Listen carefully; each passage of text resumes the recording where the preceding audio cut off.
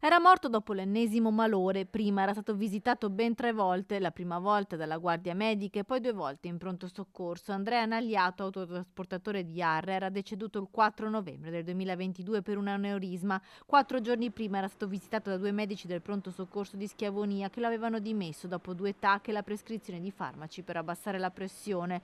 L'uomo però continuava ad accusare forti dolori alla testa. A distanza di 1 anno e mezzo i 2 medici dell'ospedale di Schiavonia sono stati indagati per omicidio colposo e rischiano il processo. Secondo il pubblico ministero, che dovrebbe chiedere il rinvio a giudizio, i 2 professionisti avrebbero concorso alla morte del quarantenne che dopo le 3 visite si era accasciato davanti alla moglie ed era deceduto dopo l'ultimo ricovero in ospedale a Padova a seguito dell'aneurisma.